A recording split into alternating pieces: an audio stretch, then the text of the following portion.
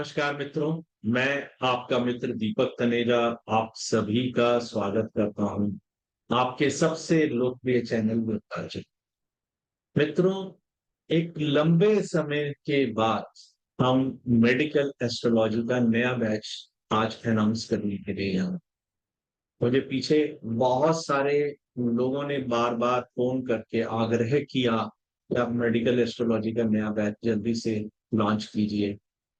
मैं किसी न किसी वजह से वो कर नहीं पाया। आज मैं उसकी अनाउंसमेंट के लिए आपके बीच में हूँ। तो चलिए हम देखते हैं कि हम नए मेडिकल बैच में क्या क्या विषय रहेंगे। मित्रों, ये मेडिकल एस्ट्रोलॉजी का मेरा 9th नंबर का बैच है। 8 बैचेस को हम पढ़ा चुके हैं, अब ये 9th बैच है।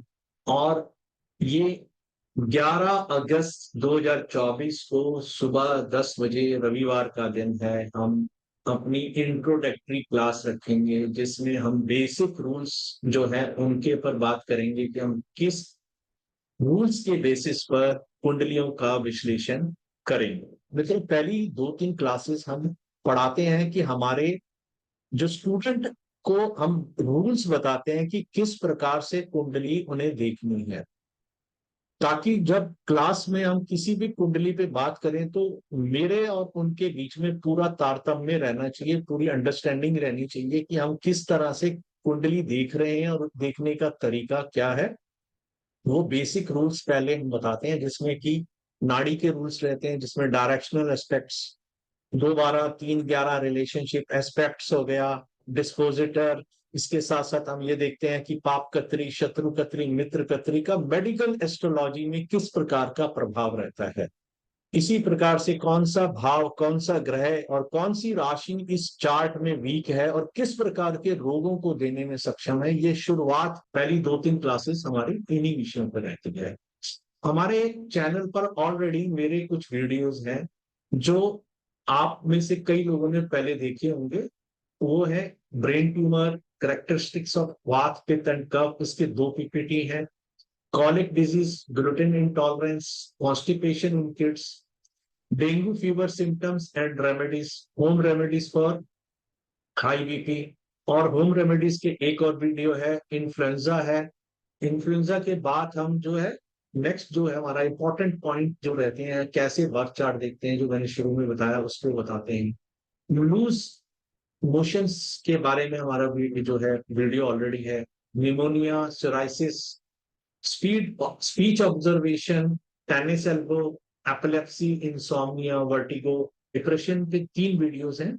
माइग्रेन, लहसुन के अतुलनीय गुण, सफेद दाग, एडीएचडी, रिप्रोडक्टिव ऑर्गन्स, इसका मैं सिर्फ पीपीटी प्रोवाइड करता हूँ और जो डिस्कशन हम क्लास में नहीं करते हैं।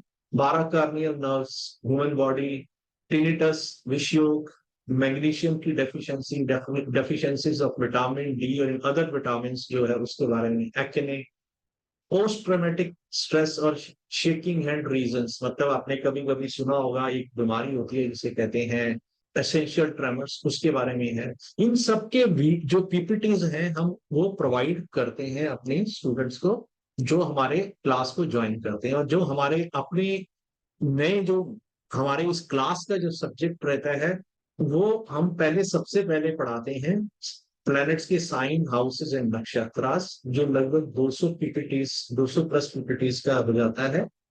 और इसके अंदर अगर आप अपने को कन्वर्ट करके देखेंगे तो लगभग 100 पेजेस का बुक बनने की संभावना रहती है। और इसमें बगैर कोई चार्ट के बात हो रही है, सिर्फ रूल्स के बात हो रही है। तो वो एक्सप्लेनेशंस जो रहती हैं उसमें मैं विद रीजंस देता हूँ कि जो मैं बता रहा हूँ how it works in the medical astrology. Autism जैसी बीमारी, ऑटोइम्यून डिजीज, तो ब्रेन की पूरी फंक्शनिंग को हम डिस्कस करते हैं।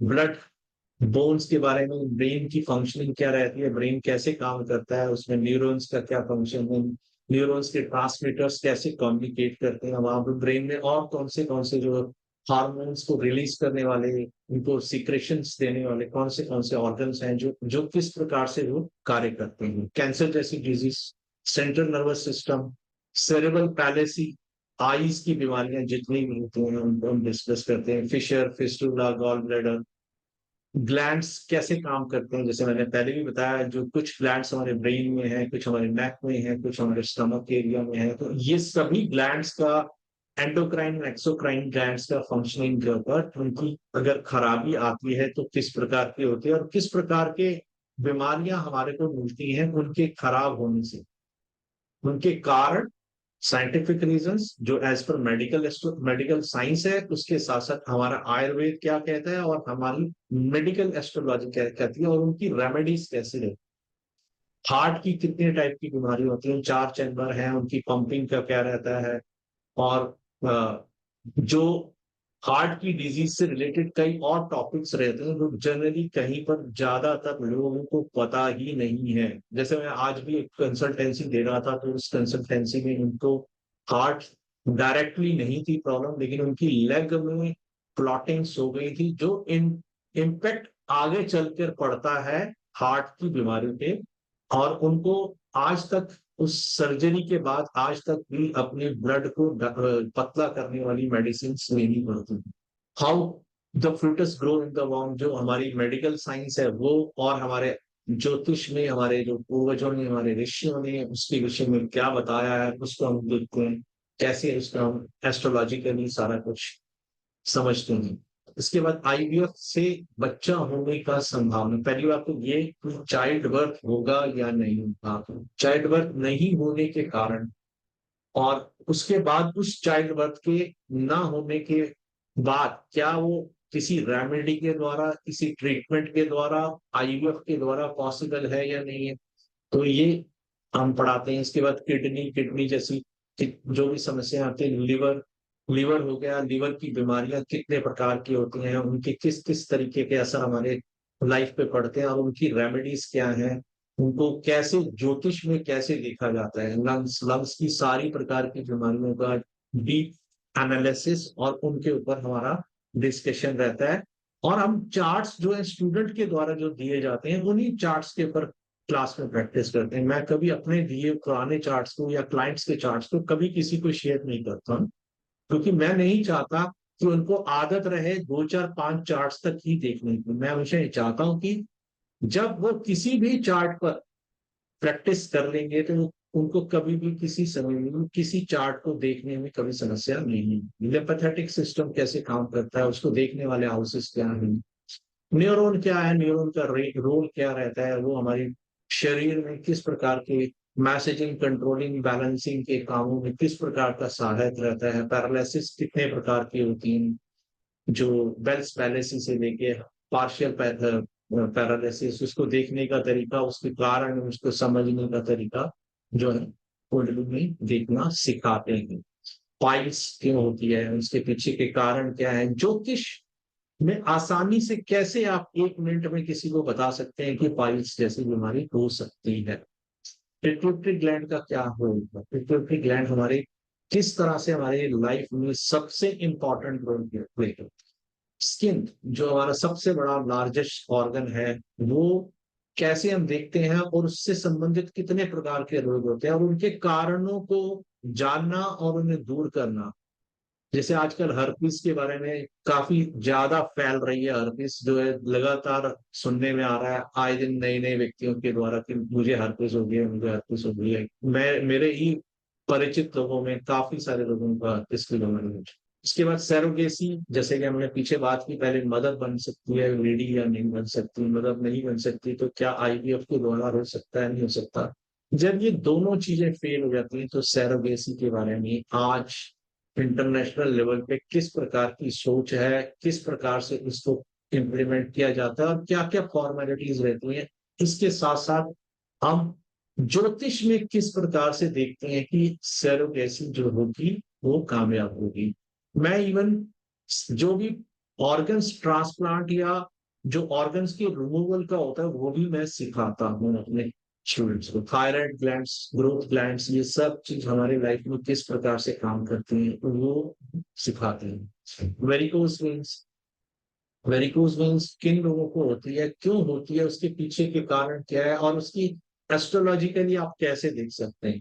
अगर आप देख सकते हैं तो उसको कैसे ठीक किया जा सकता है। इसके साथ essential tremors, obstructive chronic obstructive pulmonary disease जो लंग्स की रहती है, इसको आप कैसे देखते हैं और इसको कैसे ठीक किया जा सकता है? आईबीएस, आईबीएस काफी ज्यादा कॉमन और बहुत ज्यादा लोगों को परेशान करने वाली बीमारी है, और इसका असर ये रहता है कि कई बार इंसान अपने रेगुलर काम में भी परेशानी अनुभव करता है, और ज्योतिष के माध्यम से हम कब होगी, ये होगी या नहीं होगी, ये देख सकते हैं और उसके आगे उपाय भी देते हैं। अल्जाइमर, जिसमें शरीर कांपता है और बड़ी सारी और बीमारियां हो जाती हैं। अल्जाइमर जो बहुत ही ज्यादा एक व्यक्ति के जीवन को पूरी तरह डिस्ट्रॉय करने वाली बीमारी है, और ज्यादातर बुजुर्ग लोगों की या ओल्ड एज में वो बीमारी लगने की संभावना रहती है। इसको भी हम कुंडली के माध्यम से कैसे देखते हैं? पहले मेडिकली, देन उसको हम आयुर्वेद हमारा क्या कह रहे हैं, और थर्ड लेवल पे हमारा इसमें इस रोग को मेडिकल एस्ट्रोलॉजी के माध्यम से कुंडली पर कैसे देखना है और इसकी रेमेडीज क्या हो सकती हैं। दोस्तों, जो हमारी जो ये पीडीएफ है मित्रों, ये वेरियस डिजीज की मैंने अपने एक बना रखी है, और उसमें प्लानिटरी कॉम्बिनेशंस दिए हुए अराउंड 250, और ये रेकनर फॉर्म में, रेडी रेकनर फॉर्म में है, और ये लगभग 1000 डिजीजेस के सिम्टम्स को और उसके कारणों को और उसकी रेमेडीज के बारे में डिस्कशन करती है। एस्ट्रोलॉजिकली कैसे देखना है ये हम देख पाते हैं। तो मैं सबसे पहले ये बताना चाहूंगा कि लगभग जो पीपीटी और पीडीएफ, ये सभी मिलाकर आपकी लगभग 800 से 1000 पेज की किताब बन जाती है, जो आप बाहर कहीं पर, जिसमें किसी भी प्रकार का कोई एक भी चार्ट इन्वॉल्व नहीं है, विदाउट एनी चार्ट्स, और जो हम प्रैक्टिस करते हैं क्लास में चार्ट्स को लेकर, और भी बड़े सारे मेरे अपनी रिसर्च है अपने स्टूडेंट्स के साथ भी है, जैसे कि फीमेल्स रिलेटेड बीमारियां होंगी, मदर से रिलेटेड बीमारियां होंगी, और मदद बनना है नहीं बनना, ऐसी जो रिसर्च रहती है, और भी कुछ और रिसर्च है जो हम ऑलरेडी अभी इन प्रोसेस है हमारी, उनको हम कर रहे हैं और स्टूडेंट्स को सिखाते हैं कि कैसे करते हैं। और हमारा ये रहता है कि जो एक बारी स्टूडेंट बन जाता है, आगे की किसी रिसर्च में उसको हम अपने साथ जोड़ के रखें। मेडिकल वालों को मेडिकल में, नाड़ी वालों को नाड़ी में, और जिन्होंने मेडिकल और नाड़ी दोनों करे हैं उनको सभी प्रकार की रिसर्च में अपनी इन्वॉल्व करते हैं। क्लासेस हमारी जूम पे रहेगी, रिकॉर्डिंग हम अपने स्टूडेंट्स को देते हैं, पीपीटी भी दी जाएगी, और इसके साथ साथ पुरानी जो रिकॉर्डेड वीडियोस हैं उनकी पीपीटीज भी मैं दूंगा, और कोर्स मटेरियल जो है वही होगा। 2 घंटे की क्लास रहेगी, वीकली एक क्लास, टाइमिंग जो है मॉर्निंग में संडे, और ये इस 11 अगस्त 2024 से शुरू। नंबर ऑफ क्लासेस जो मेरी मिनिमम रहती है 35 है। मैं ना कभी घंटे देखकर क्लास में पढ़ाता हूँ, ना ही मैं नंबर ऑफ क्लासेस को देखकर पढ़ाता हूँ। जो जब तक क्लास में टॉपिक चल रहा होता है तब तक हम डिस्कस करते हैं, और उसके बाद हम अपना नेक्स्ट क्लास में नेक्स्ट टॉपिक लेते हैं, और प्रैक्टिकल चार्ट्स तो हम हर हमारी कोशिश रहती है जिस विषय में हमारी बात हो रही है हम पहले बता देते हैं, अगली क्लास में स्टूडेंट्स अगर उससे रिलेटेड चार्ट्स लाते हैं तो वो देखना सीख जाते हैं, और उसके बाद वो अपने आप ही कुंडलियां देखना लग जाते हैं। वैसे तो जो मैं रूल्स जब लिखा रहा होता हूँ, उसी रूल्स के लिखाते लिखाते में ज्यादातर स्टूडेंट्स कुंडली देखना सीख जाते हैं। और इसमें फीस हमारी पुरानी वाली ही रहेगी, 31,000। हमारा कंटेंट है वो लिखा हुआ हमारे पास इंग्लिश में है, और हमारी क्लास में जो हमारे डिस्कशन रहता है वो हिंदी एंड इंग्लिश बोथ रहता है, जिसमें कुछ बीमारियों को हम इंग्लिश में ही बोल पाते हैं और इंग्लिश में ही समझ पाते हैं। अगर उसका हिंदी नाम ले तो हमें भी समझ नहीं आता, बोलने में भी दिक्कत होती है। इसलिए हमारा जो डिस्कशन रहता है हिंदी और इंग्लिश में दोनों में रहता है। तो मैं, तो मित्रों, ये मेरा मोबाइल नंबर और ईमेल एड्रेस है। दोस्त who are interested, they can lock their seat, अपनी सीट को सुरक्षित करें, 5,000 रुपए मेरे इस मोबाइल नंबर पे जीपे करके अपनी सीट को सुरक्षित कर सकते हैं। मित्रों, आज के लिए बस इतना ही। नए विषय के साथ फिर मिलता हूं मैं। नमस्कार, धन्यवाद।